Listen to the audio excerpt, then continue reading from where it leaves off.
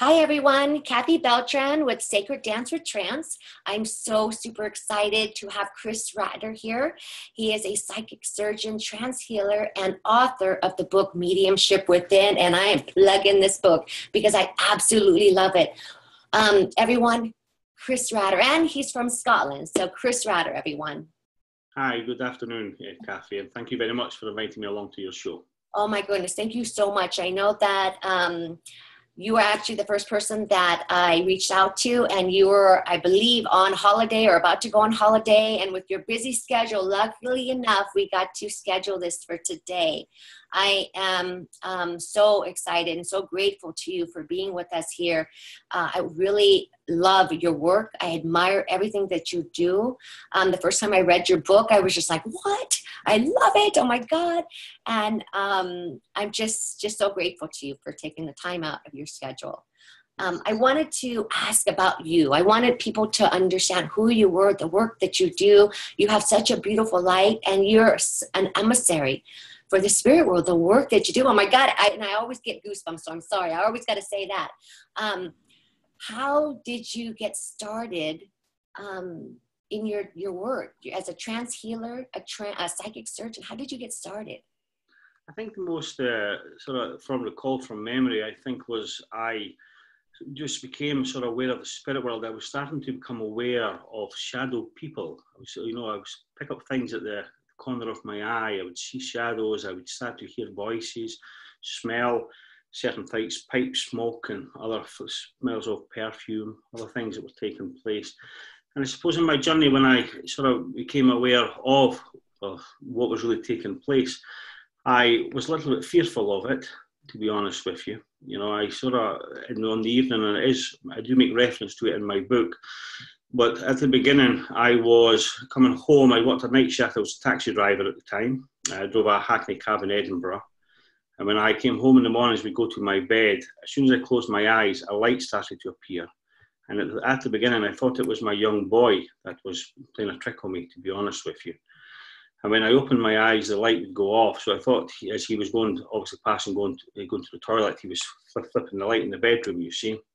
And this went on for quite a few months, I suppose, just obviously trying to figure out myself what was going on. So every time I closed my eyes, the light would go on, and every time I opened them, the light would disappear.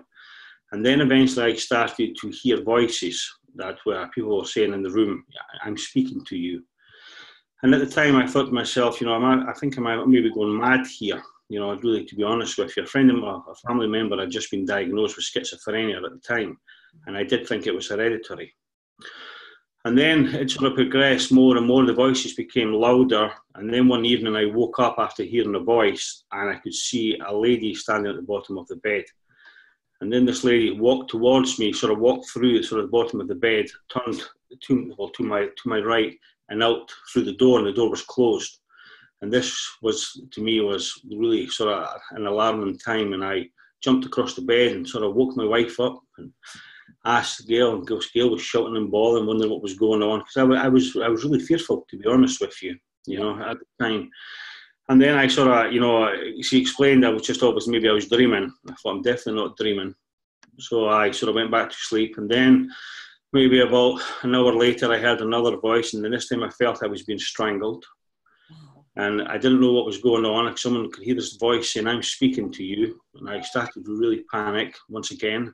Jumped across. My wife was, this time she was not amused with me, as we'll say. And then I decided it was time I maybe was going to have to explain what had been happening over a period of time. And then I obviously explained to her in the morning what was going on, and I thought maybe there was something wrong with me. And then she went to her work. She came back from her work that evening and says, what would you like to do? I said, well, maybe we should go make an appointment to go and see a doctor or a physician, And she says, is that what you want to do? I said, but maybe before we do that, I was thinking maybe like to go and visit a spiritualist church. Now, we have lots of spiritualist churches in Scotland. Okay. And I went that evening, and luckily enough, there was one on. I spoke to a lady for about half an hour after the service. It wasn't a medium, but she ran the organisation. She ran the church. And she gave me a little bit of an explanation as to what was taking place, not enough to put my mind at rest, if you could understand.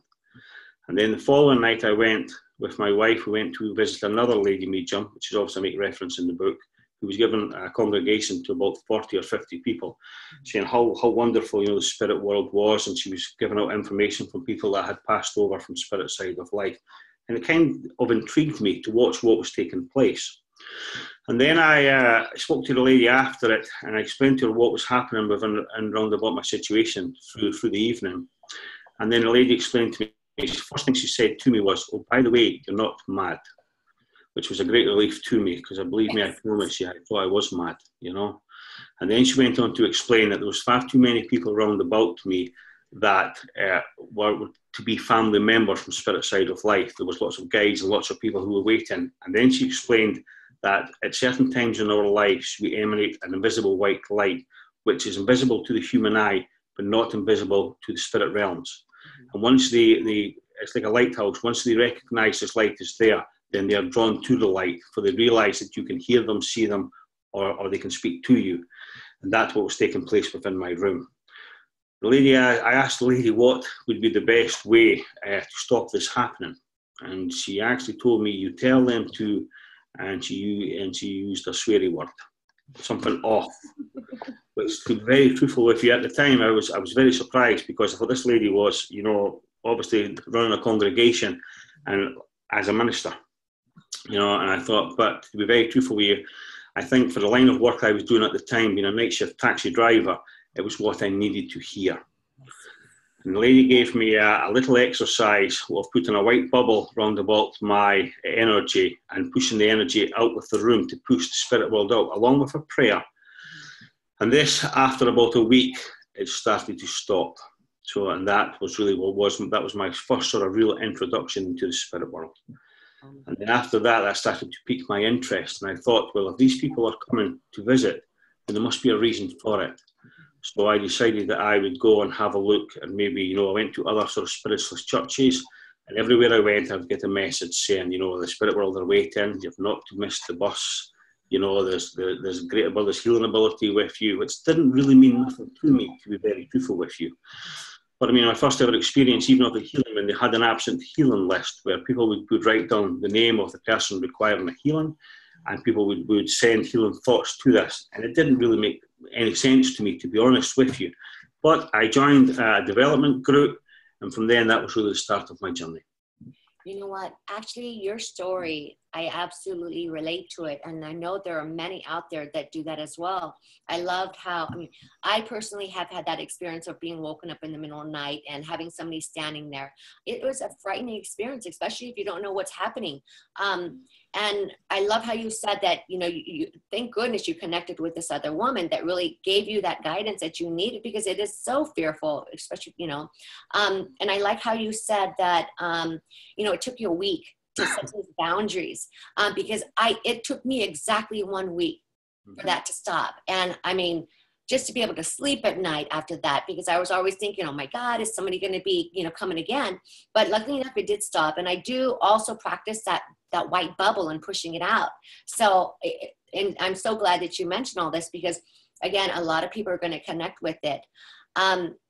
When you got introduced to becoming a healer, that healer energy, is there a, you know, is this something that just happens as soon as you find out that, you know, somebody told you, you have healer energy, you can just, you know, go into trance and do this? Is this a long process? Is this a fast process? Well, to be very truthful, my journey really wasn't, I mean, healing was the furthest thing from me, to be very truthful with you. I mean, everyone has the ability to heal in some way. I mean, if a child falls and hurts itself, you know, the mother or father will rub the leg, or the grandmother, they'll rub the leg, or they'll kiss the child, and that relieves the pain. So everybody, I feel, always has that ability to heal. But for myself, I had no desire whatsoever to be a healer, to be honest with you. I wanted to be a platform medium. I wanted to be, you know, out there giving messages from loved ones, connecting with loved ones that have passed over to spirit side of life, and giving it obviously to the people on the platform. I wanted to do that. That's what I thought was my vocation. That's what I thought was going to be my journey. Mm-hmm. But I'm afraid the spirit world definitely had, you know, different ideas for me. honest with you. I mean, I studied platform mediumship for about 1.5 years, learning to link to the spirit world, to open up, to hear, and to be able to communicate with them. And after about 1 year, maybe 1.5 years, when sitting in a development group on a Tuesday evening, there was an energy that came upon me which shook me violently. And I promise you, I've never felt an energy like it, or so strong or so sudden roundabout. It was uncontrollable for me. And the only way to explain it to people was when you see someone when they're suffering from hyperthermia, where they unconditionally they shake, and they can't stop. That's what happened to myself. And I could hear the lady who was taking the group, as I say, there's never chance in the spirit, in the spirit world or development. You have to be in the right place at the right time for people to look after you. But I could hear the lady shouting, and it really felt like she was a long distance from me, saying, "You'll be okay, everything's okay, this is trance." And I didn't know what trance was, to be honest with you, because I had no experience of it. But she says, "Everything will be okay." And I shook maybe for about 20 minutes, couldn't stop. And even when the lady did eventually ask, the person who came forward from Spirit Side of Life to step back, even then I was still a little bit sort of uneasy. I was still a bit sort of nervous. I didn't know what was going on. She explained to me that what had took place was a gentleman had come forward from Spirit Side of Life and introduced trance energy to me. But what had taken place was he had come too quickly into my energy. Instead of obviously getting the blending process and making it slow for me on the excitement of the gentleman coming forward, he had brought his energy too quickly to me, and it had an adverse effect on my whole body. So once she explained that to me, I thought, well, that's fine, but I didn't know what it was. Still didn't really know what trance energy was. She went on to explain a little bit that trance was a different form of mediumship. It was far purer form of mediumship. And instead of you spreading your energy when you go into a sort of to look at platform mediumship or mental mediumship, they actually bring their energy to you. So they come and blend with your auric field. It still didn't mean a lot, but I did feel a little bit settled until I went home. And then once I was on my own, I was fearful of it, to be very truthful. Once again, I'm not a big scaredy, I can assure you. I would be too if I had that experience. Yes, it was indeed. It did unsettle me. Of course, I went home and explained to my wife what had took place that evening. And she says, "Oh, you'll be fine." Okay. And then when I went to my bed, and through the middle of the night, I felt the energy coming again, exactly the same energy. Okay. And that, once again, I remember sort of jumping out the bed and shouting, "Don't you dare," if you can understand. So "Don't you dare." And I shot down the stairs. I thought, because I was petrified once again. I thought, what is this that's going on? Because it's new experiences to us. It really is. And although the spirit world is full of love and compassion, and they have no desire to hurt anybody, and the excitement that they come to work with us is second to none. But when you're unsure of things, especially at the beginning of development, it's all new to you. You're sitting in a group and there's lots of people who maybe have a little bit of experience. It's fine. But when you don't have that, when you're on your own, that's when the fear bit sort of kicks in, you see. So anyway, I went down the stairs, and then I decided I was going to phone, in the morning, phone my tutor at the time. And then this is when the lady says to me, "Coming to your boundary bits." She says to me, "Everything's been okay." She says, "You just tell them that you're not willing to accept that." She says, "Have you set your boundaries?" Now, I had been involved in maybe 2 groups at that time for about 1.5 years, and not one of those groups had told me anything about boundaries. None of them. They just expect you. When you go along, they say a prayer for protection. Mm-hmm. And then they'll do the work, and then they close down the circle at the end of the night, and you go on your way. But they hadn't mentioned, you have to set your boundaries. And your boundaries is really what you will accept and what you won't accept from Spirit Side of Life. The spirit world will push and push and push as much on you as they possibly can at the beginning to see what you will accept and what you won't accept.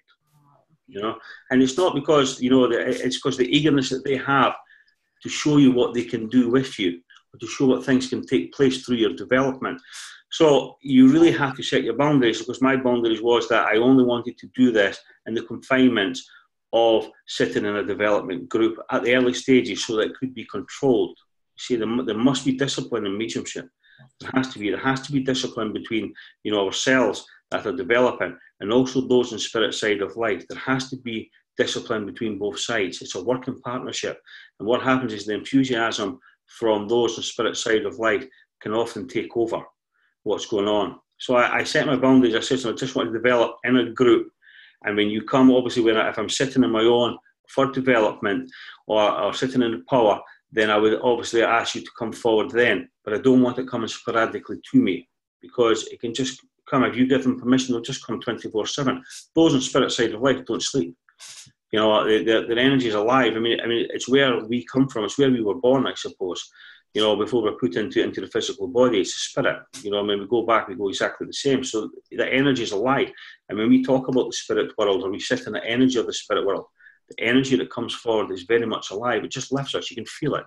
You know, if you're tired, you're no longer tired, because you're in the energy of that godlike power, the universal energy. You know, so it lifts us dramatically. So I wanted everything to be done within the boundaries that I set. Okay. And I realize that's so important. I mean, not everybody has that experience. I wonder if not everybody has that experience of having such a strong energy come in so quick and at the beginning, without, you know, knowing what's actually happening, all about trance, and knowing all that information. I wonder if you had to have that experience, so you would know that you have this ability, or the energy to do trance, and they are pushing you to do this area for that experience to happen. And people often ask me, I mean, can you have a spontaneous trance experience while you are in a reading, or, you know, delivering on platform? Can that be done? Of course it can. And what can happen is the spirit world can come close to you, so close to your auric field that they can overshadow you. Mm-hmm. So that they take control. So all of a sudden you are in an altered state. You know, you're not just obviously, you know, raise your vibration up to those in the spirit world so that you can communicate with them.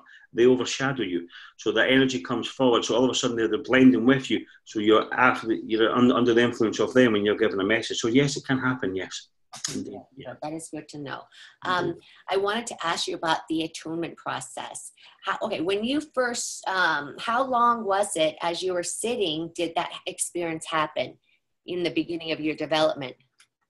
For the attunement for... Well, first, actually, it's a two question. So the first one would be, when you had that experience of that energy coming in super strong, how long were you developing before that happened? I had been developing mental mediumship for about 1.5 years, but I had done no trance work whatsoever. Wow. I didn't know what trance energy was. I didn't know what trance communication was. I didn't know what trance healing was.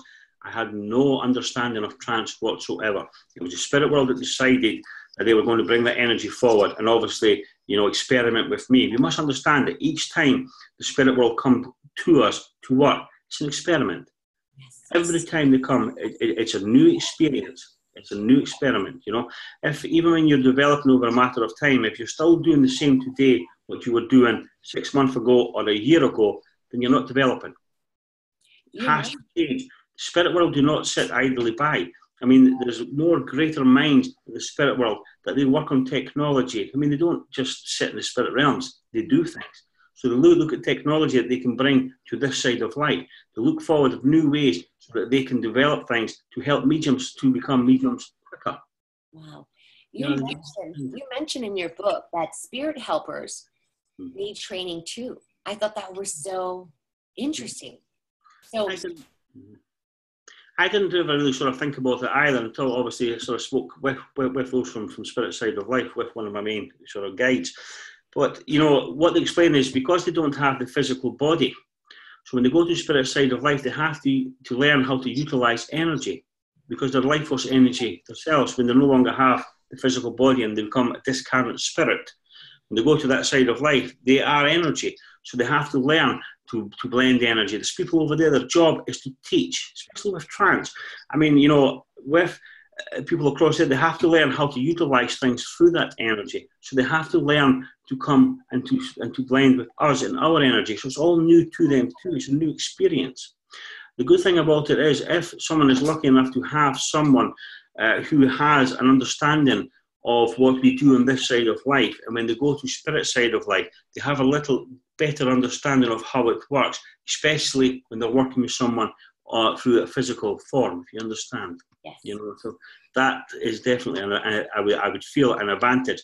But it doesn't really matter who is coming to work with you. It will be the highest attained to you at that stage of your development that will come from spirit side of life. I mean, the spirit world know exactly who is the best for you. And it doesn't matter. Everybody in their development truly want, as you'll probably be aware of yourself, they always want, lots of people want Sitting Bull or Geronimo, or they want big names. But it doesn't matter. It doesn't matter. There's no big names in spirit side of life, if you understand. Everybody's equal. Everybody does the same job. They're all, full of love. And I can't emphasize that enough, to say the spirit world is full of love. That's what it is. It's all about helping. And even at the early stages of my development, I used to sit in groups and people would have, Native American Indians, which are very popular, I promise you. And lots of people do have them because they still are very, very religious people.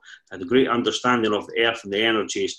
And these people come forward and work with us, Native Americans, and lots of different tribal people. But people used to have, even in our group, there were Sitting Bulls, there was Merlin, the great magician and all that kind of thing. And people also get confused with that too, to be very truthful with you. They may be aware of an alchemist that works with them, the spirit side of life, or mixes up healing energy or whatever they do, obviously for trance. And then, of course, if they become aware of that person, then they always make reference to it being Merlin. You see, but it could be anybody. There's more than one alchemist, I can assure you, on spirit side of life that comes forward to work. So these people have always looked for big names, and I never looked for those names. I was quite happy to sit in my group, and I often used to say, why don't I not have Bob, George? Because why? Why do they always need these big names, to be very truthful with you? But it's just, I think people in their development, especially the early stages, they always look for, to have someone that's maybe been recognised in the past, to be very truthful with you. Another quite a favourite one is people use is Red Cloud. Now we talk about Red Cloud to do with Estelle Roberts, which really is the main Red Cloud that everybody speaks about, when the physical phenomena took place through Estelle Roberts.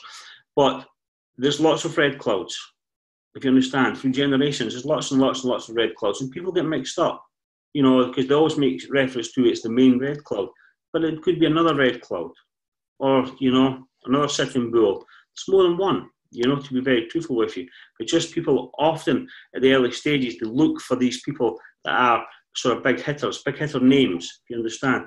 I didn't care about that. And even today, I don't care. When I open up to the spirit realms and I ask them to come forward, because I always ask them, because you have to be courteous to them. Okay? So I always give them permission to come forward and work. When I sit at the beginning of a day, no matter what I'm doing, if I'm sitting for a workshop or sitting for a healing clinic, and it's lovely because they will always say good morning. So it's like almost like you sat down, you're doing your work. It's like clocking in, good morning, and the work begins. So, and I always ask and give them permission for them to come. And when they're finished at the end of the day, I always give them thanks for the good work that they've done through myself. That's beautiful. That is very beautiful. You mentioned, actually, I will bring this up because your person that comes through is actually kind of a famous person. I was going to say all that, but yeah.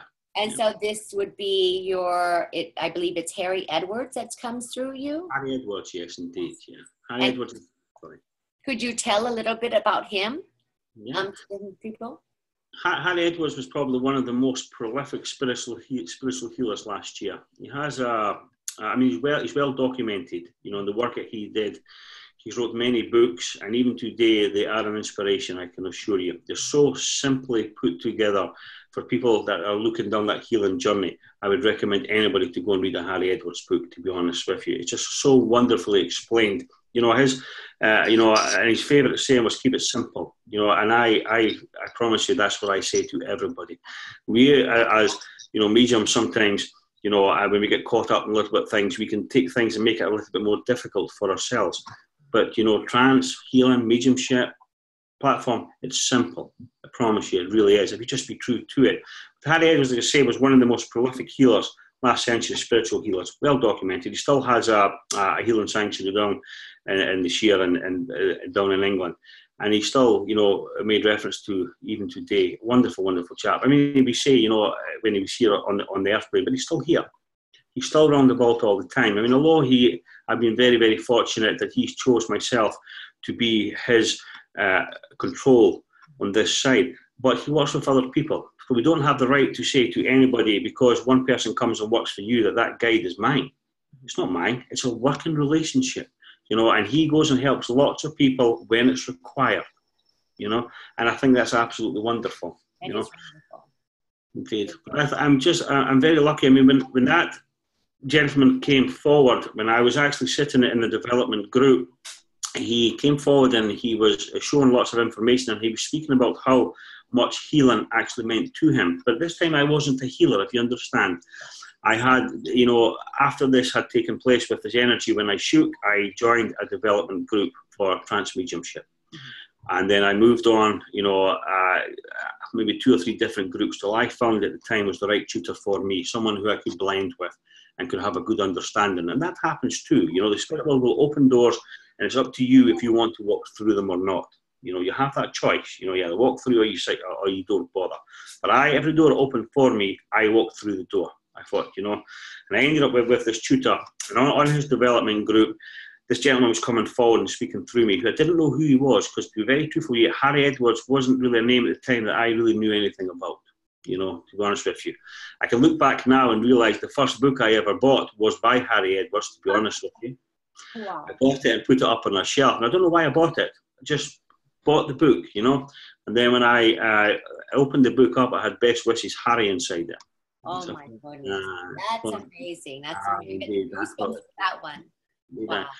Just to take you back to that development group, he was coming forward and making, you know, reference to how much healing was important to him, and how much healing is important even today, because there isn't enough healers in the world, to be very truthful with you, you know. So the gentleman who was taking the course at the time, and we finished for lunch, he says to me, "Do you know who's with you?" And I says, "No, I don't." He says, "Well, I'm very much aware of him." He says, "But at the time, if you don't mind," he says, "don't tell anybody who's there." He says, "If he makes himself known to you at this stage," he says, "see what develops." He says, "I don't know if he's here just to help with your development at this stage, or if he's going to be around for quite some time, because we don't have that, no, if you understand, from spirit side of life. It's up to them, you know." So I thought, finding his day, after lunch, the day progressed, and we sat, and he gave us more and more information about his life, to the extent where I seen a nameplate on a desk. It's just EDW. And I went to my tutor after we broke, obviously, for a little break, and I says to him, "Is this Harry Edwards?" He says, "Yes, it is." He says, "This is exactly who's with you." And I thought, that's wonderful. And I still didn't really know who he was. He said, "He's a healer." That's fine, but I couldn't quite understand the connection with healing and myself, to be honest with you, because I'm not a healer. You know, that's what I thought at the time, to be truthful with you. I'm going to be a platform medium. I'm going to be a trance medium. I'm going to be doing communication. I'm going to have the trumpets flying about the room, ectoplasma. I'm going to have all these things. I think everybody has these ideas and these notions when they first look into this kind of mediumship. And then after a period of time, Mr. Edwards would come forward and he would speak. And even, I mean, his true name is Henry. That's his real name. Even, you know, him coming forward and telling me that, I wouldn't call him, I'd call him Mr. Edwards, because that was the name that I wanted to give him, to address him, if you understand. Yeah. And then we went to a course in Wales, and I'd been given lots of information from Henry that I could not find, if you can understand that.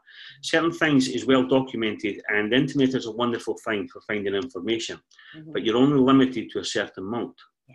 And there was lots of things that I could not find the information for. I went to Wales. I had never done a trance healing ever, to be very truthful with you. I was just obviously studying for trance development.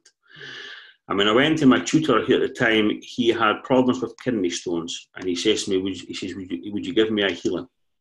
And it was in front of sort of 14 members that were working mediums, from trance mediums to platform mediumship. And I was just really, I promise you, just a novice. You know, I still am even today, really, to be honest with you. We're all novices, you know. And he says, "Yes, I would love to do that." And I promise you, I was nervous. I really was. He said, "We'll do it after lunch." And I thought, oh my goodness me. And of course, I could hear Mr. Edwards here. Everything's okay. Just follow my direction. I thought, oh goodness me, you know, because I was embarrassed, I'll be honest with you, because you know, it's one thing after you know, many sort of years of doing it, getting out in front of a group or a crowd or whatever. But when you're at the beginning, putting yourself right into the middle of a group, and you know, when mediums are all working and they've been working for a long time, for me, I found it a little bit harrowing, you know, to be honest with you. So I followed the direction. I put 3 chairs in the middle of the room, and I put the medium in the middle. So there was 3 chairs round about the medium sitting, and the tutor sitting in the middle of the room. And I asked, I'll never forget it. I asked, I went into an altar state, and I heard Mr. Edwards saying that could all the group members send energy, love and light into what was taking place in the middle of the room. And I thought, that's fine. And then, of course, I positioned another 2 healers and myself round about the tutor. And I proceeded to go into an altar state, lift up my hands and put them onto where the kidney area was, or where I was directed with the spirit. But my eyes were closed. And I remember I could feel the energy. And I remember at the time feeling it was almost like a boom, boom, boom, boom, boom, boom coming through my hands, you know, almost. And it was a strange sensation, but I could hear it and feel it, you know, the power. Almost like I suppose if you had kidney stones, you'd use a machine for breaking it. Mm-hmm. But that's what it sounded like air sound, if you understand, you know. And I remember Mr. Edwards saying at the time, he says, this is a tricky little fellow. And he showed me there was a big kidney stone, but there wasn't just one kidney stone, there was lots of them contained within the kidney. And what they were doing, it was almost like an ultrasound. They were trying to bombard the stone. And then Mr. Edwards showed me in his mind what they were doing. He could see him visually as if they were trying to pick it out, to pluck it out. You know, I thought that's interesting. But I say I was just giving myself over to that altered state. And after maybe about 20 minutes of the healing taking place, you know, we're asked to sit back, obviously, in the group. I thought that's fine. And then after what had taken place, obviously, we broke for a break. And I spoke to a gentleman who was one of the gentlemen that I had picked to sit round about the tutor. And he says to me, no, we hadn't told anybody who was working with me because, you know, there's no need to tell anybody, if you understand, you know. And he says to me, do you know who's working with you? And I says, yes. And he says to me, it's Harry Edwards. You see? So that was my confirmation for someone who didn't know me, a complete stranger. Yeah. He says, I work at the Harry Edwards Healing Sanctuary. He says, and I know lots about him. So over a coffee and a chat, I asked him lots of questions, and certain ones that he could give me the answers for, but there was a multitude of them that he couldn't. But he says, I'm able to go back to Harry Edwards Sanctuary. I'm there next week. He says, I'm doing some healing, some spiritual healing. He says, and what I'll do is I'll ask some people there that knew him. He says, there's a lady there, I believe, that Harry married. He was an ordained minister. He married when he was here, you see, on the side of life. So he got in touch about a week later and says to me, all that information you have gave me is 100% correct. Wow. Well, that cemented it for me that this gentleman was with me, because I was skeptical. And I think it's good common sense to be skeptical. Yes. You know, if people are coming with you, there's no point in someone sitting alongside you or tutoring and saying, you have this person and this person's it, and you taking that as gospel. You really have to sort of step back and think to yourself, well, this person's there. Please prove yourself to me. Mm-hmm. And there's no greater proof than the information that I received from Mr. Edwards and verified through another person. And we're back to that, not such a thing as chance in this movement. I was supposed to be there at that course at the right time to meet that gentleman so that I could get that information so I could cement my working partnership with Henry. I love that. I love that, how it was guided by spirit every step of the way to help you know what you were doing, who you were working with. It's beautiful. I love that. A lot of our members are very interested in the work that you do, and I know they're drawn to understanding more. Obviously, I'm not going to talk about everything in your book, but I'm going to tell you now, buy the book because it's so much information in it. When you first started sitting for Trance Development, what was the attunement process? I mean, is sitting in the power important? Sitting alone or sitting in a circle developing, is that important? I think it's kind of important at the beginning to sit in a development group, to be very truthful, because there's lots of things, or even going to a workshop, a work placement. I don't know what you call them on your side of life, yeah. On your side of your country, the world, sorry. I think it's important that you go on a development group, to be very truthful, someone that has a little bit of experience, because there's lots of things that come forward when we're looking and developing trance that we can be very unsure of, But, or even a workshop, so you get a little bit of understanding of it. But to be very truthful with you, It's a spirit world that develop you in all aspects of mediumship. It has to be. The energy comes from their side of life. So they come forward and they blend with us, and they adapt our energy to be more accepting to what takes place for spirit side of life through development. There is certain things that can go wrong, you know, to be very truthful. Like, I mean, if I wasn't in that right situation when I started shaking violently, if that happened in my own home, I would never, ever, ever have done that again, to be very truthful with you. I would never give the spirit world the opportunity to do that. So it has to be brought forward if these things do take place, so that someone has an understanding of them. And once you have an understanding of these things, then, you know, you trust the spirit world. And the more you trust them, you know, the more easier it becomes. Sitting in the power is nothing new, to be very truthful with you. It's what, you know, what the pioneers of the past did. And what we did is we just are going back to how they used to sit, to go and sit in that altered state, to sit in that, so that we allow that energy to come forward. And it's not about sitting, you know, for mental mediumship where you raise your vibration and you expand your aura. When you go and sit in trance, you're asking that energy to come forward, that godlike power. When you sit in the power, it's not about asking the spirit people to come and blend with you. It's about you sitting in the power where they live, where we belong, where we were born, and reconnecting back into that energy so that it builds up our own core strength. You know, we have a solar plexus, which is your battery, which really is your power source for your mediumship. And you have to learn to build it up so it becomes stronger and stronger, so that you're able to, you know, work, if you're working on a one-to-one with trance, so that you're able to hold your own power. If you have someone who comes for a healing and the person can be, you know, have an ailment and feel quite unwell, you can't take the energy from them. You know, with trance energy, they have the ability, especially when you're sitting in groups or even doing a demonstration, where they can take the energy from members of the crowd, take it from their solar plexus into your solar plexus to give you that core strength. Okay, but when you're sitting on your own, you need your own core strength, especially when you're working with someone. So you have to build up your own strength, and that's what we do by sitting in the power. I promise you, it really is. It's beneficial to your mediumship, and I recommend that everybody learns to sit in the power correctly. For once you sit in the power correctly, I promise you, you feel a difference with everything. You're connecting back into that love. You know, you're connecting back into it, and then you start to realize that energy from the spirit world is not a different world.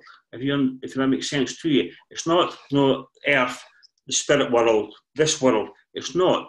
It's just like a fraction in time. It's just that their vibration is quicker than ours, and this energy is all around about us all the time. I mean, you can sit. You know, when you sit in that power, you can become aware. You can link into that energy that's around about. You can become part of that energy. Now, I know that sounds maybe a little bit bizarre, but I promise you, you can. You can sit, you know, and connect into the energy and become part of it.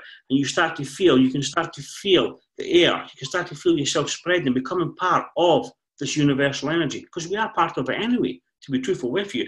And then you can, you know, I've often sat in my confinements of my own room and went into sitting in that energy and felt myself walking up the street with people and hearing conversations that are taking place in the street, because I've connected into that energy which is all round about. And through sitting in the power, you start to realise that we are all connected. Everything is one. And then we obviously go, after sitting in the power, we go to the blending process. What happens in the blending process is we allow those from spirit side of life to come and blend with us. Nothing demonic in it, to be very truthful. It's a great misunderstanding. And even within my family members at the beginning, I mean, my parents are, well, my mother is a Roman Catholic, right? You know, and she thinks obviously what we do at the early stages was demonic because people are coming and possessing your body. No, it's a misconception. Nobody comes and possesses my body, I can assure you. If anybody thought that was taking place, I would be the first person that would be off, you know? I sure wouldn't be doing that. But it's just a misunderstanding. They come and they blend with your auric field. You know, it's a blending process, and it takes time, to be honest with you. It takes time to get it correctly. But what happens is some people are not willing to take the time to develop and to do this.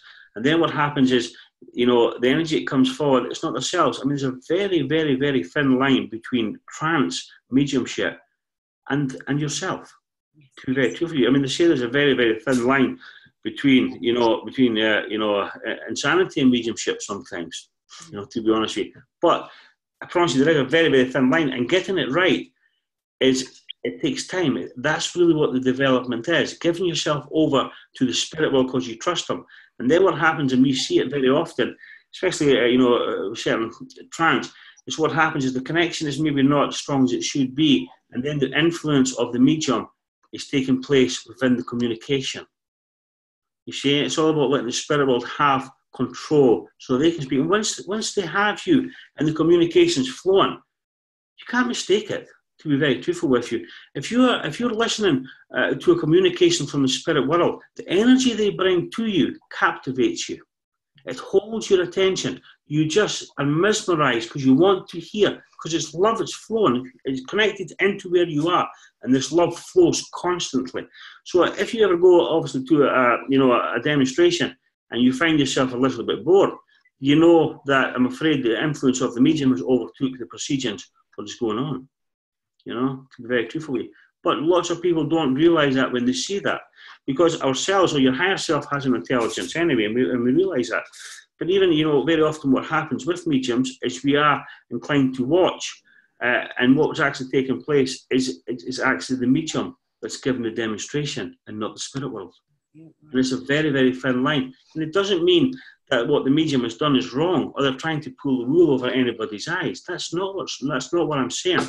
What I'm saying is sometimes what happens is, they've maybe sat in development and the people that have been watching have influenced that and says that's correct instead of correcting it. And when this takes place, we make reference to that as pseudo-trance.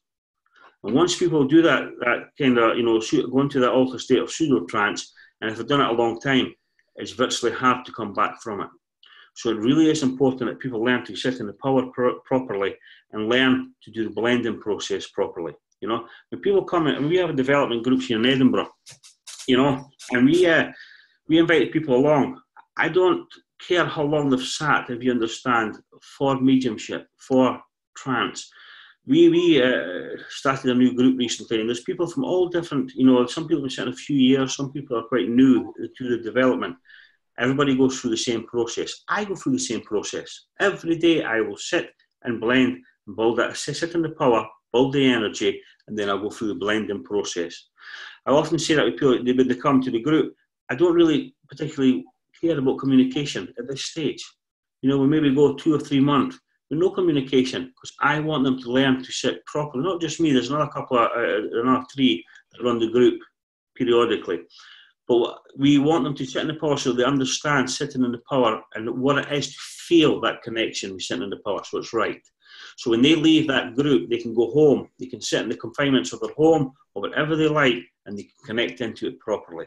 And the same in the blending process. So when the blending comes forward and they feel from spirit side of life, there's a subtle change. When you feel that sitting in the power coming and you feel the energy around about you, you just feel it. It makes you complete, to be truthful with you. And then when you have those that come forward to blend with you, you can feel the energy. You feel the change in the vibration as they come forward. You can't mistake it. And once it's right, and then what happens is you allow that spirit people to come and just sit and blend in their energy. So you're giving yourself over to them, so they can make it stronger and stronger and stronger.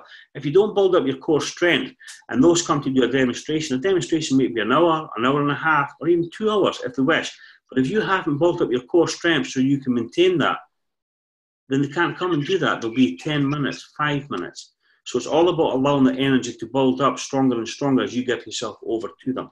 And it's all about getting it correctly. Because once you get it correct, you can't get it wrong. Yes. So would that be like, at first sitting in the power, would it be like getting to know your energy first, and then when spirit would come in, you would definitely know when they would come in to feel that blend? Yes, indeed. You cannot mistake it, I promise you. There's a subtle difference in the vibration. You feel it. Yes. It's like walking, or opening a door and it's a different noise, a different vibration. It's in a different room. It's exactly the same, to be very truthful with you. When you sit in the power, when we sit in the power, we don't ask the spirit world to come and blend with us. We ask the energy, the godlike power, to come and sit, universal energy, just to sit, and don't look for any communication or anything. We just sit and bask in the colours or whatever they wish to bring us. Just bask in that energy. Just feel that energy. Just feel it build up. Feel the emotion that's because it's all there. Because that's where we belong. It becomes very comfortable to us and very natural to us because we're actually used to it, because that's where we return to, that's where we come from. And what we're doing is we're just becoming more aware of it. We're just reconnecting to what we know. And we just do that by sitting in the power. And then when the blending comes, we'll ask the spirit world to come and blend. So we'll ask them to come, obviously, to the back of the person. And there's another thing. The spirit will always come from the rear. They always come from the back. Not from the side, not from the front. Always from the rear. They always come in there. So when we ask them to come forward, and we practice, especially within the group, development groups, and even workshops, is to allow people to feel that subtle difference. And then we'll ask the spirit world to step back, and we'll bring them in again, and we'll do that until it's right, so that people know exactly what it is, so they can't mistake it. And it has to be that way. So that would be like, are you saying that for them to come in, feel it, ask them to step back, have them come back in? You can do all those things. Yes, of course you can. You can do those things. And what happens is very often when you're running a group or looking at a workshop, is what happens is you watch the energy come in to the people from behind, and then it will retract, and then it will come back and it will retract, and then somebody's wondering what exactly is taking place, why this happens. But the spirit world is getting you used to the energy too. But also what happens when your thoughts encroach into things, your mind comes into it, you automatically push them back. So you have to learn to develop so that you allow those people to come. So when they come in, that you give yourself to them and you can hold them within your energy. Because your energy, it's all to do with energy. So it goes backwards and forwards constantly until the blending becomes like this. You can understand. You see my hands, yeah? Yes. Yeah. At the beginning, there's probably about 95% us in any sort of trance development, to be very truthful with you. And then what happens is through a period of time of getting to trust them, it does this. So this is the spirit world that comes more and more. And then it becomes sort of 50-50. And then the spirit world, eventually, they take over. So they become the 95 through the blending process. But that takes time, to be very truthful with you. At workshops and these kinds of things, we're able to bring people in very quickly with a trance and get them to understand that feeling and to understand the blending process. So it's done safely.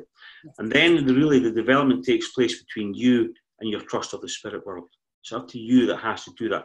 I used to wonder, very often, I've made reference to it in the book, where I would go on lots of workshops, and I did, searching, because everybody goes through that stage.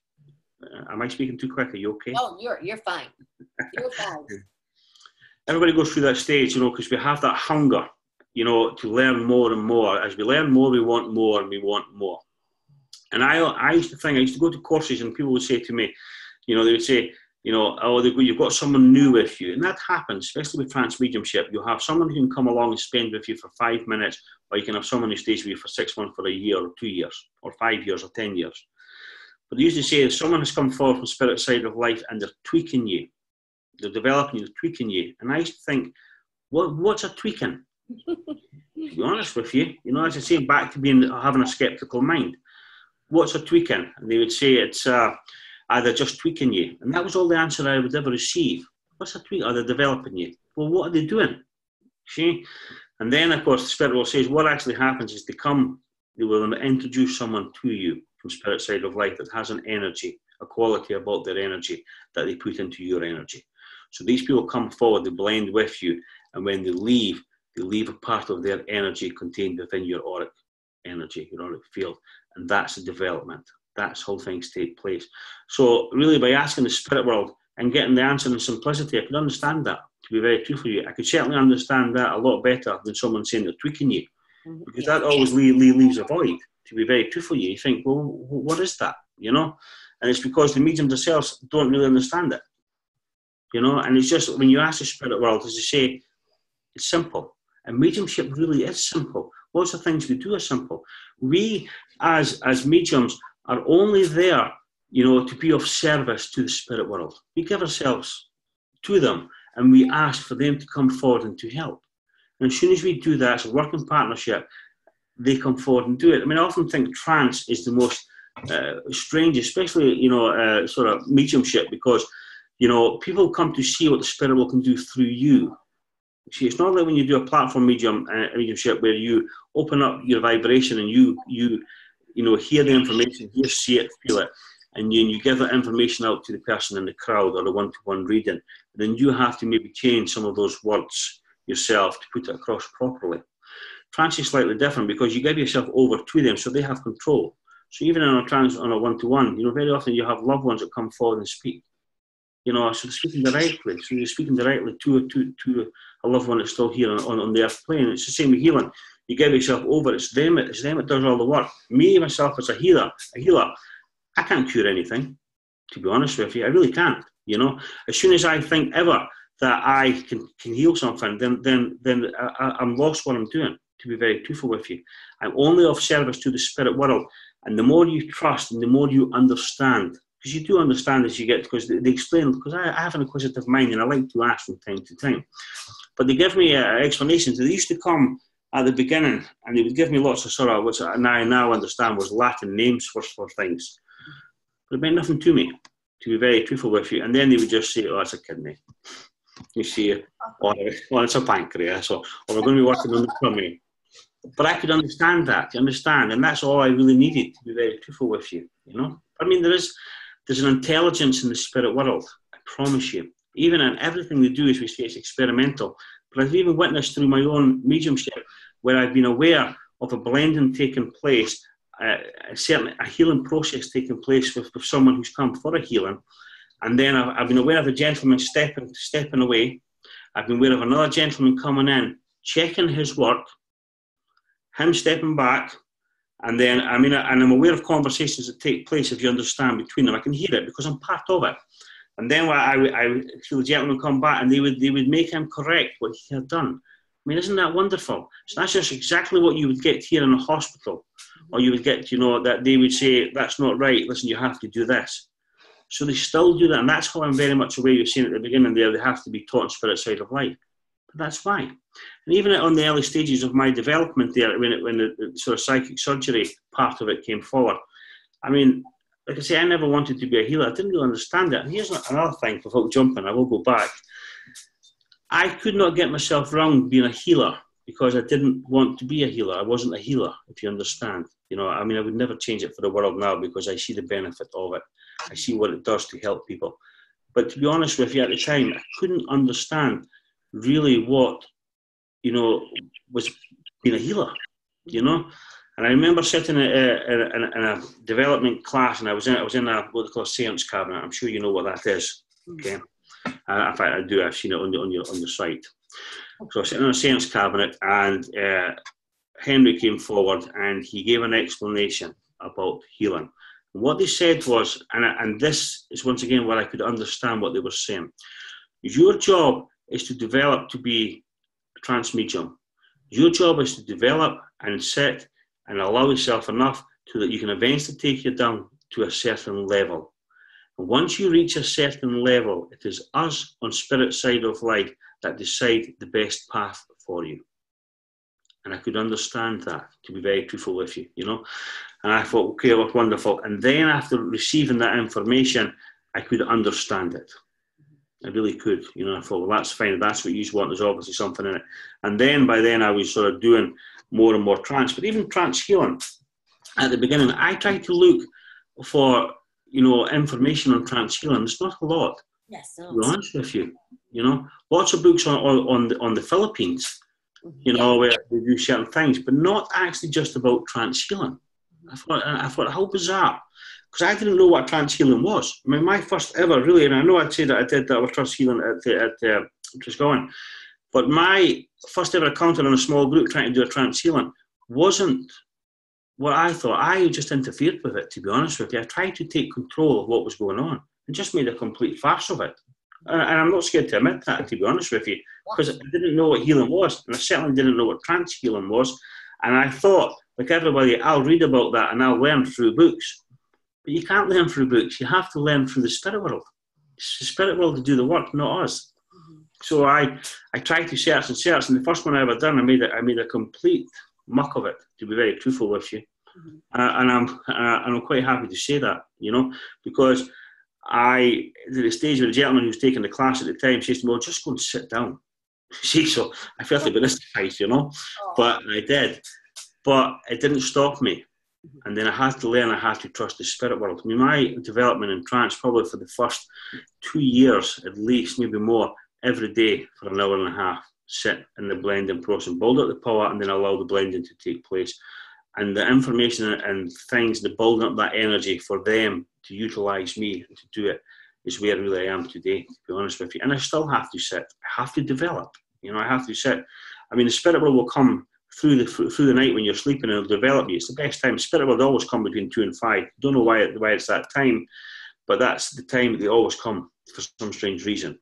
But they will develop you through the evening. But it's nice, obviously, to ask them too. And I often ask the spirit world, you know, I don't mind just coming and developing with myself through the night, because, like I say, they have a duty of care to us, and they have to be respectful to us too. You know, they have, they have to follow natural law, and they've got things that they have to follow too, you know. So just like we do with them. But I'm under no illusion with healing or whatever form of mediumship. It's them that does the work, I promise you. You know, you're only as good as how much you can open to them and how much you give yourself over to their energy. Because they do the results, not me. I'm an integral part of it in the working operation, but I'm the smallest cog. But I suppose still we are an important part, an important cog, because if we're not that part, they can't utilise us, because they need us. Spirit world need us, but we need them, you know, to carry out the work. So it's a working partnership, you know. Psychic surgery is another bizarre one, to be very truthful with you. When that first came around, I was working with a lady, and I became very much aware of a nurse wheeling in a tray of instruments. You know, like you see maybe in the 1950s with a great big hat, you see. And I actually thought at the time, I thought, oh, here we go again, my mind's taken over, you know, to be very truthful with you. And then the gentleman who was blending me at the stage picked up an instrument from the thing and proceeded to work about 18 inches above and carried out, obviously, operations. And I thought, oh, but see, I've always been a great believer. If it comes forward or something, no matter how strange it looks to you, just go with it. You know, you're of service to the spirit world. As long as you're in an altered state and your mind's not kicking into it, just go and see what happens. So I just followed the process of the gentleman doing the operation, just whatever he was wanting to do, and it was very slow and mundane, to be very truthful with you.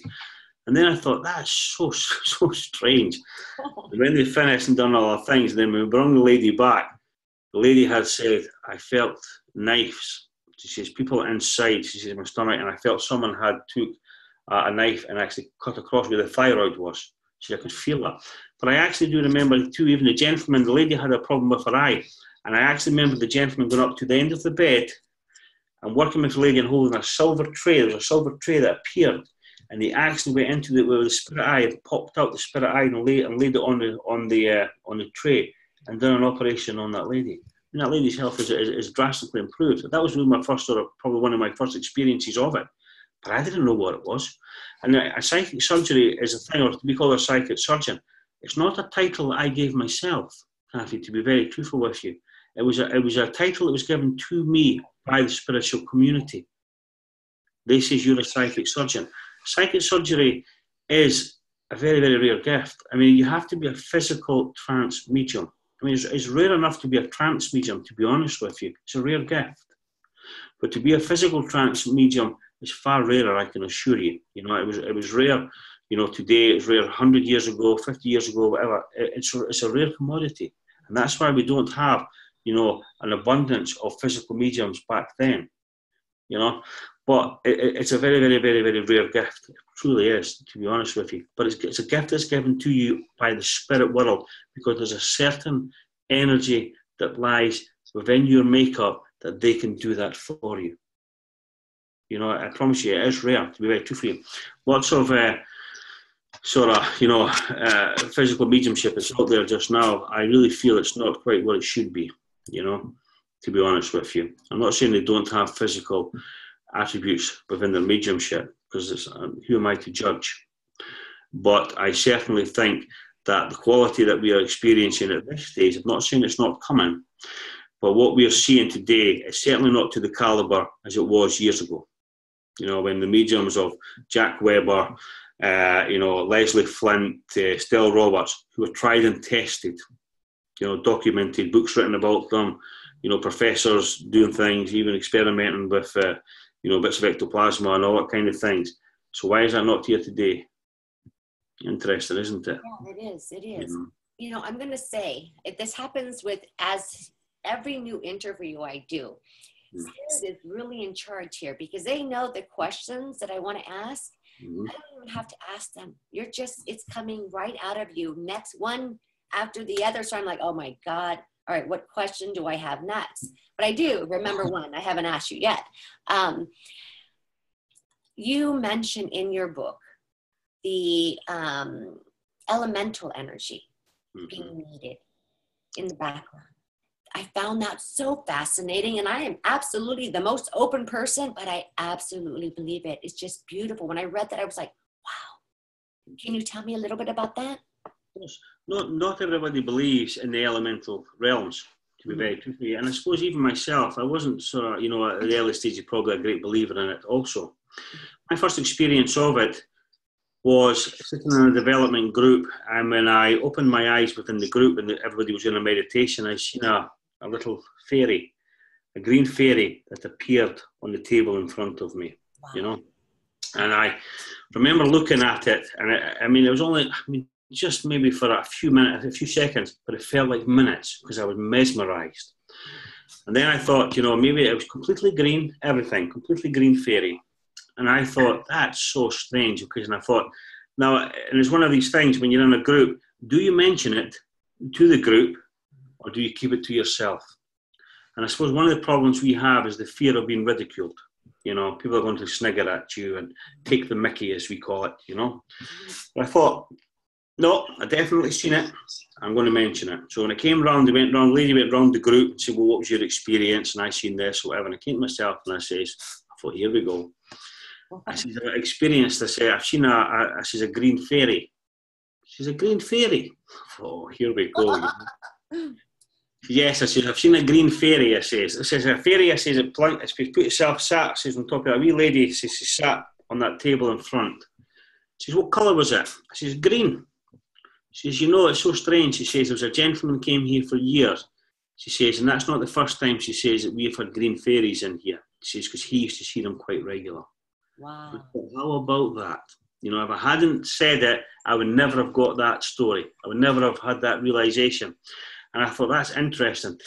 And then I sort of thought to myself, you know, elementals, I thought, well, why can't there be fairies? If we believe in a spirit realm, in a spirit world, why isn't there a fairy realm? To be very truthful, why isn't there other realms? I mean, you know, it must be very, very small-minded for us to even think that we are the only intelligent life force in this universe. Yes. You know, I mean, it's vast. But look at the size of the Milky Way. It's huge. So there has to be other life forms. I'm not seeing a little green men that come down with antennas or anything like that.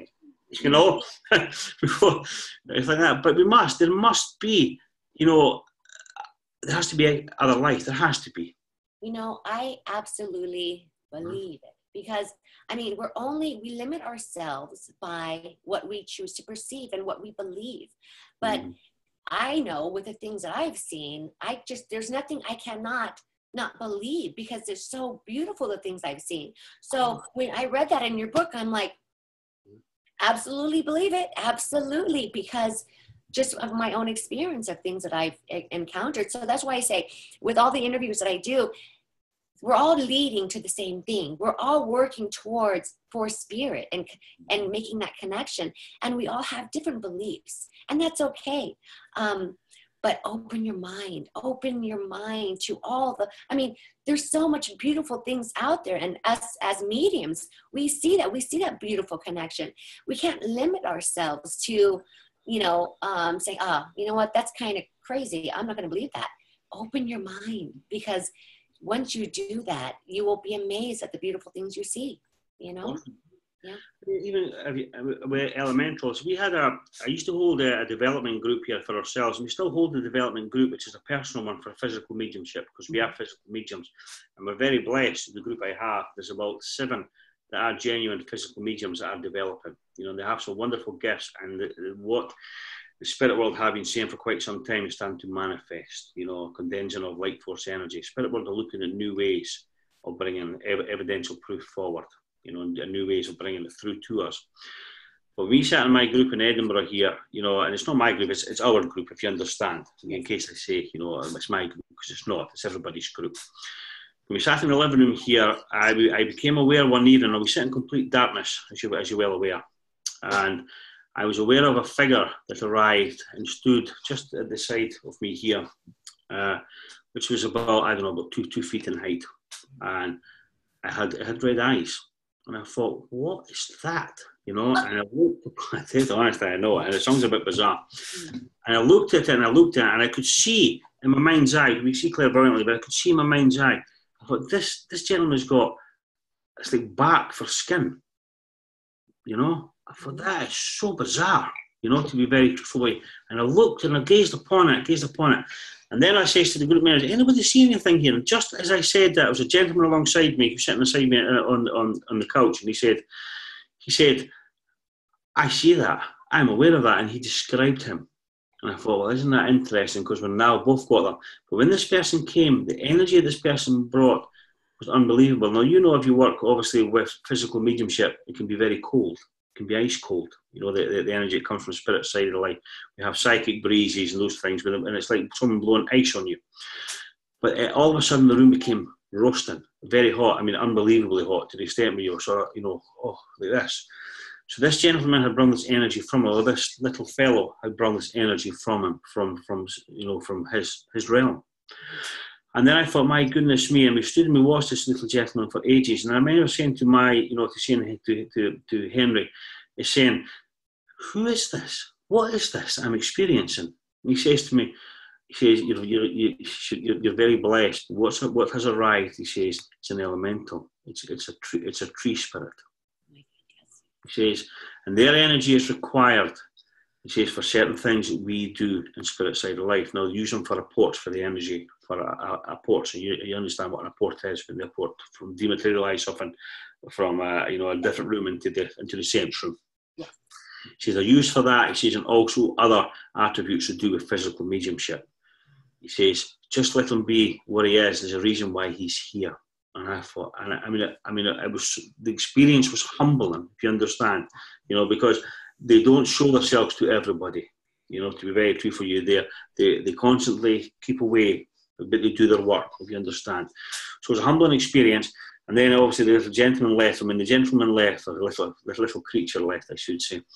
He took this energy and the room changed back to how it was. And I thought, absolutely wonderful. Now, the gentleman who was sitting alongside me, is a very, very talented psychic artist. Now, I know Sandy's a very, very talented. Sandy Ingham is a very, very talented psychic and artist, trance psychic artist. But this gentleman has a great ability himself. And he arrived at my house the following week and says to me, I've been up for 3.5 days. She's almost solid. So what are you doing? He says, I've drew you a drawing. He says, or the little person who arrived at your home. He says, but I've not slept, he says, because I can't. He says, there seems to be an energy that's coming around the bottom. He says, every time I put the pencil down, he says, I have to lift it back up. He says, very interesting. Now, I will show you this. I don't know if you can see this, but I will show you, hopefully you'll be able to see it on the back wall here. And this is another strange story, because I asked the spirit world, before this even took place, for a gift from the spirit world, a drawing of other things to experience. So hopefully you can see that. Can you see that? Yes. Yeah, sorry, Mike. Beautiful. Indeed. And this little gentleman on this side, hiding behind the tree, is a little tree spirit. Wow. That is beautiful. Indeed. So that was a gift from the spirit world to this gentleman. Oh my gosh. Indeed. And like I say, there's no such thing as chance, because that gentleman was here that evening in our development group, and he was here to witness who that person was, so he could draw that. Oh my goodness. Interesting, isn't it? That is very, you know what, actually, when I read your book and I got to that part, I believe you were talking about the true spirit in there. Yeah. I remembered a story from my great-grandmother, and she lived in the Philippines. And she would tell me that, or she told the story that she saw a tree person, a tree spirit. And the way she described him was very similar. And when I read that, I almost fell out of my chair, because I was, oh my God, that's my grandma. That's my Lola telling me, telling this story. So she, at that time, she definitely didn't, there was no support back then for her, obviously. But she, when I read that story, I was just like, oh my God, this is what Chris is talking about, you know, that type of energy. So she was lucky enough to see that and experience that and pass that story down to all of us. So unbelievable. I absolutely believe it. And you know what it is when you hear information, you know, you think it's just going to go here and here, and you're going to be thinking about, you know, questioning everything, but you run it through your heart and you know it, you feel it, because you know it's coming from spirit. Because I don't know, that's what happens to me. My heart gets activated and I just know. And my hand, you can barely see my hands, but I'm like, oh my God. But I wanted to ask you that question, and I have asked others, and everybody does. Again, they have different beliefs, but this I absolutely believe. And I'm so glad that you shared the story and your drawing. That is just remarkable. It's beautiful, honestly. It really is, truly is. I mean, it's a gift from the spirit world through that gentleman. Yes. Absolutely astounding. You know, I mean, the spirit world will always give us things when we ask, if they can, you know, to be very truthful. I mean, it's a working agreement, as we say, with the spirit world. We can ask and ask and ask, and they can only give us what they can give us. You know, they can only give you what's right for your development at the right time for you. You know, they couldn't give you everything our heart desires to do with mediumship at once, because we couldn't comprehend it, couldn't take it on board, and it just wouldn't work. So we have to, dangle a carrot, and then we nibble away a little bit of it, and then we'll dangle a carrot and we nibble a little bit, and that's what keeps us going. You know, in everybody's development. But lots of people want, in this development, they want to run before they can crawl, to be very truthful with you. Now, I know that you had said, that there was, people maybe go out and get a certificate for trance mediumship in one day. I would never sanction that, to be honest with you. I mean, like I say, when people come to workshops or development groups, we could be able to put them into that power and be able to put them into that altered state. And then the development takes place. Once you can sit safely and comfortable with the spirit realm, and there's people that come forward to work with you, then that's really where the development takes place. And it can take many, many years. I mean, I've been developing, and I will be developing until I go back to spirit side of light. But I mean, I'm 10 years down the road, to be very truthful with you. And I've only really been out to the public, I would think, for about 3 years, doing what I do, represent the spirit world and a healer, because I wanted it to be right. I don't want to go out and represent the spirit world and for it not to be right. If that makes sense to you, because it's important. I'm an ambassador for them. I'm of service to them.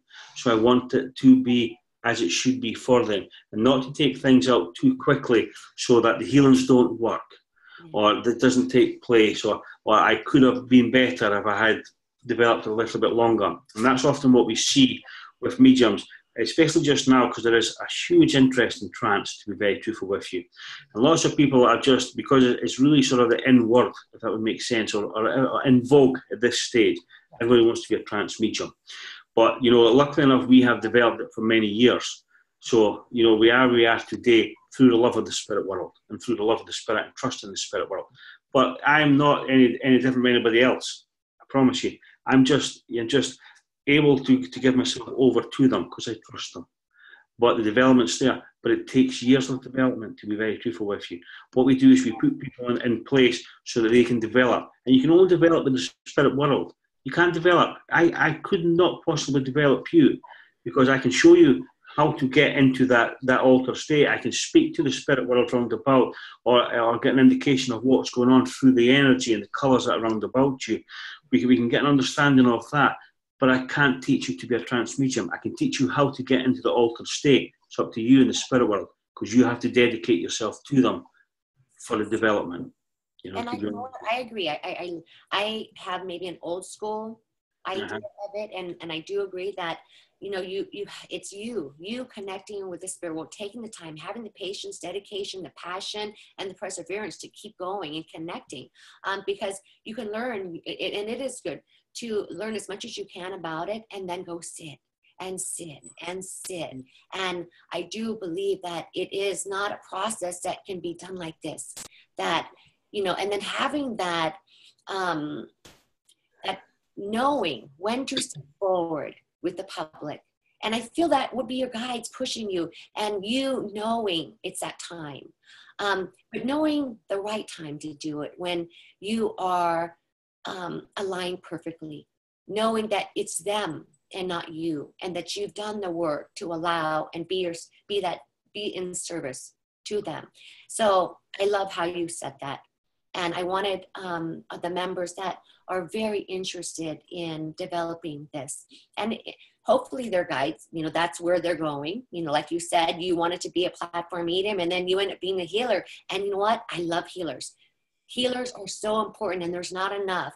And the work that you do and your dedication, how you developed into this area, you're a beacon to others.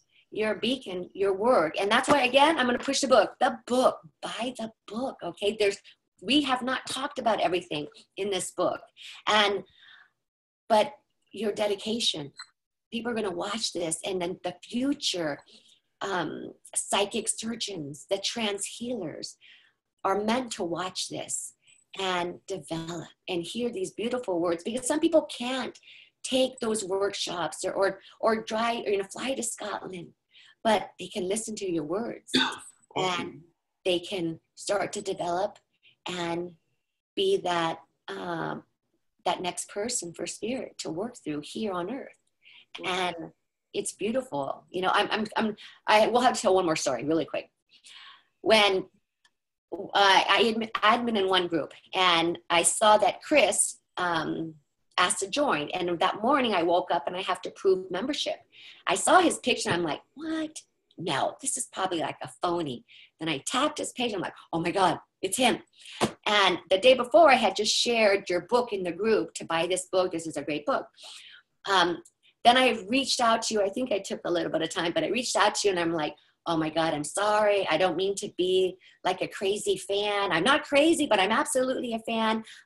So thankful for you, blah, blah, blah, blah, blah. But it was just such an interesting thing for me, how everything has lined up. And I'm so grateful that you have come on here and shared your light, your work, your passion, and your guidance with people here. I think it's so important because like you said, trance mediumship, it's coming out in the forefront. People are coming in, they want to understand it, they want to know it, but I want them to understand that it is a process. And how you explained it here in this hour and 20-something minute interview so far is beautiful. So much wisdom. And one more question. I know you've actually given so much advice, but is there anything else that you would tell somebody starting out to help them further on their path? I think, to be very truthful, I think you have to enjoy it. Mm-hmm. That is the most important thing. You have to enjoy what you do. Once we get involved in this organization or whatever you want to call it, or this spiritual journey, it changes us. To be very truthful, we start to look differently, at certain things that take place. We become different people because we connect into an energy full of love. It has to change us, So that, to be very truthful with you, can, over a period of time, you will go through ups and downs of emotions, where your emotions are, you're on a high, you're on a low, people around about you see you change. Some people like it, some people don't. You maybe stop mixing with certain people because they're not of the same interest that you have anymore. They want to do different things. You want to do different things. And all these things happen in your development. I promise you, you go through emotions, especially if we sit, if you manage to go on a workshop or whatever you do, you sit in the energy for, a day or 2 days or 4 days or 5 days working, and you're on a high all the time. You're involved with people that understand. You're in that spiritual energy. You're full of love and compassion. It's all around about you all the time. And then what happens is you become away from it. You go back to doing your normal job. You must do your normal job, whatever it may be. And then what happens is all of a sudden you drop because you're no longer in amongst that energy. And some people go almost like a slight depression with it.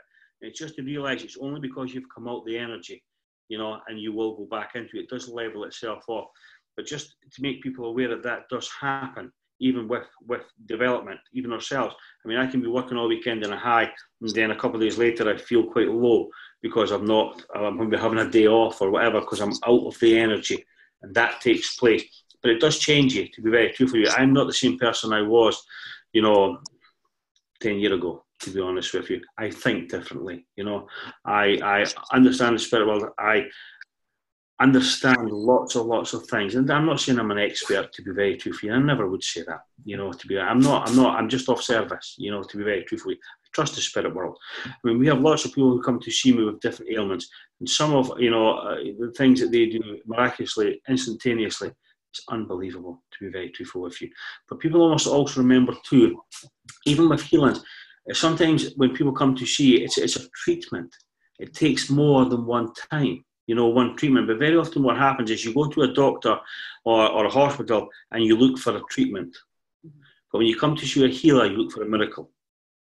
You know, and it is a miracle, to be very truthful, what the spirit world can do.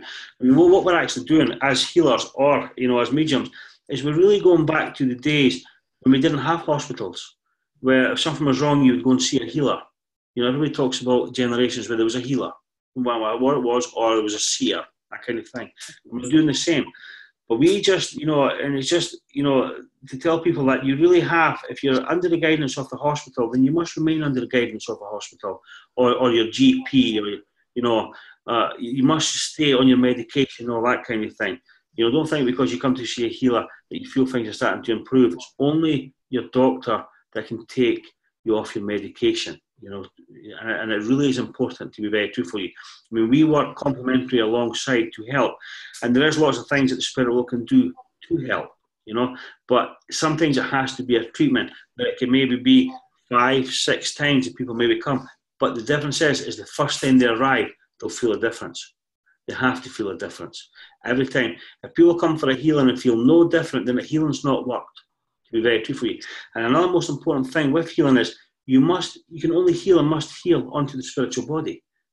It has to be the spirit world through my spirit, like if I was here working with yourself, to your spirit, because all healing takes place on the spiritual body, you know. And if you don't connect to the spiritual body, you've just done a transference of energy into the physical body. The person will feel, you know, rejuvenated or feel great, but there's no healing took place.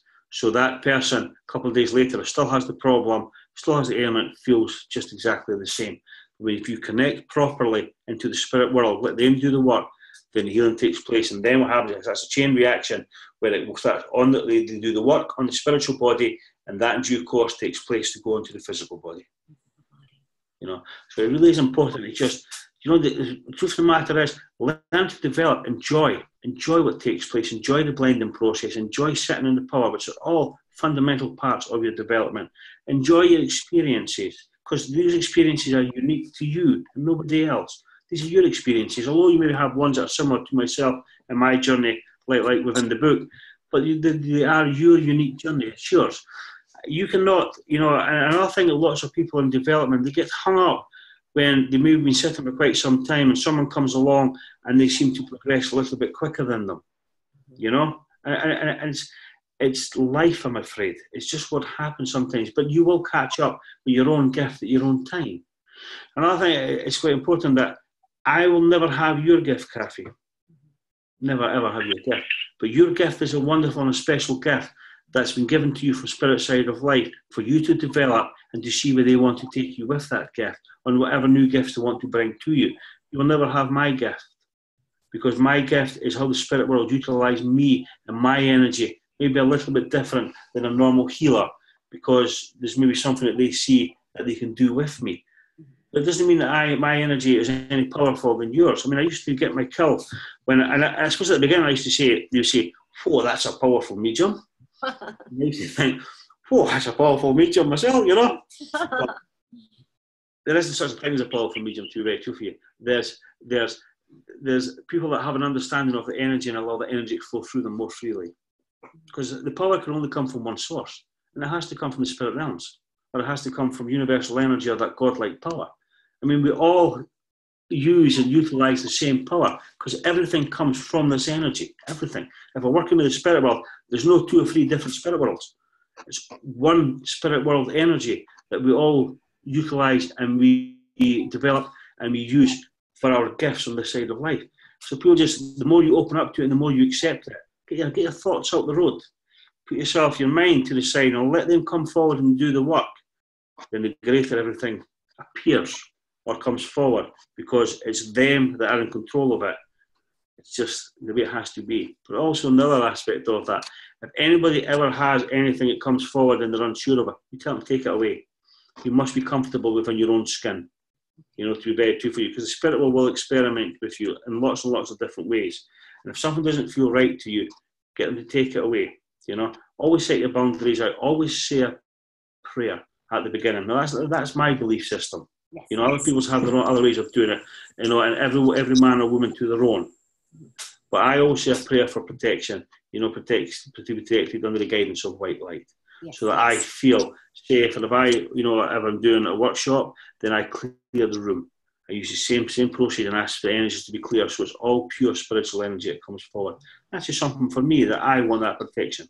You know, but everybody has their own way of doing things. Yeah, and I totally resonate to that as well. But I love how you said it. Don't judge another person's, you know, where they're at, and just know that your relationship, building your relationship with with trance, with your guides, with your people, is sacred. It's a dance between you and spirit, and I love that. I love that because it's personable. You have to build that passion, and you have to have that passion. And so if you have two different people, and one is like taking off, their mediumship is taking off, their trance is taking off, but they're also sitting every day. They're also, you know, having that dedication and that time and that energy and the devotion really to their mediumship. They are going to move forward, and whatever it folds, it's a beautiful gift. And for the ones that aren't taking, you know, sitting in the power every day or barely doing anything, of course, you know, so it's going to be here, and it's up to you. And the one thing I really find so important is your heart. You have to have that heart energy. You have to open up that heart, because the moment you do, oh my God, the feelings, that the things that you will see, the connection will be so beautiful, and it's so important. And oh my God, I love talking to you. The stories that you have, I can't imagine all the beautiful stories that you have. And I'm so grateful, Chris, for you sharing this time. And actually, this is a pretty long interview, and I love it because there's so much information. I'm so grateful to you again, because a lot of people are going to look at this video and they're going to be pushed in a direction and have this inspired passion build within them to develop this in this area. And all your wisdom, every piece of guidance that you offered is so beautiful and so important. So, you know, again, I always tell people, have a pen and paper ready, because you're going to want to write this stuff down, you know? So, but thank you so very much for taking the time. Thank you very much for allowing me to come forward and just voice my views on what I think things should be, you know? Yes. Really, it's just about, I promise you, it's enjoying the journey. Yes. You know, there's no such thing as chance, promise you. Another thing that also people must remember too, is usually when they're called to mediumship, it is because they are mediums. Mm-hmm. You know? And very often what they're doing is they're just going over a process of things that they have forgotten. So, yeah. Really it's about just enjoying the journey. Enjoy it. It's not trying to do it. You know, there's plenty of other things to do in this world that we live in, you know, that can give you enjoyment. But for people who link and are true into that spirit realm, you know, the more you get involved in it, the more you understand it, the more love and compassion you have for it. So wonderful, wonderful journey, I promise you. It is. I recommend it to everybody. Oh my goodness. Oh my goodness. Oh my God. Thank you so very much. I can't wait to get this out to everybody so they can watch it. I know it is, God, 5, are you 5 hours, 6 hours ahead of me? I think it's 5, right? 5 hours, yeah. So it's like later afternoon for you. Thank you again. I wish you the best rest of your day. And I will get back with you and let you know when everything is going to be pushed forward. But thank you again, Chris. Thank you very much. Thank you. It's been an honor. Thank you very much. Thank you so much. God bless. God bless.